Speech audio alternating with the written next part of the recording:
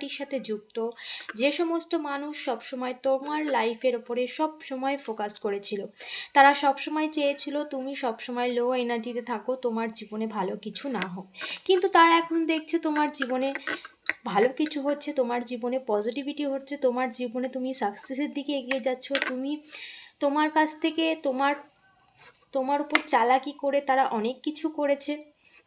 তারা তাদের লাইফে যত রকম চালাকি তোমার ওপর অ্যাপ্লাই করেছে, প্রচুর চেষ্টা করেছে, এবং তারা ভেবেছিল এই চালাকিতে তুমি ফেঁসে গিয়ে তোমার জীবনটা সম্পূর্ণ নষ্ট হয়ে যাবে, কিন্তু সেটা হয়নি।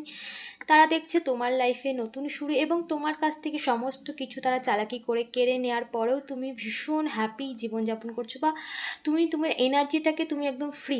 তারা এটা ভেবে হয়রান হয়ে যাচ্ছে যে একটা মানুষের কাছ থেকে সমস্ত কিছু কেড়ে নেওয়ার পরেও সেই মানুষটা এতটা ফ্রিলি জীবনযাপন কিভাবে করতে পারে, এতটা হ্যাপি কিভাবে জীবনযাপন করতে পারে, সেটা নিয়ে তারা গসিপিং করছে। এবং তুমি সমস্ত কিছু তোমার ঈশ্বরের ওপরে ছেড়ে দিয়েছো। তুমি জানো ঈশ্বর তোমার জন্য ভালো কিছু ভেবে রেখেছে, তুমি এই বিশ্বাস নিয়েই সমস্তটা ইউনিভার্স, ঈশ্বর তোমার আরাধ্যার ওপরে ছেড়ে দিয়েছো।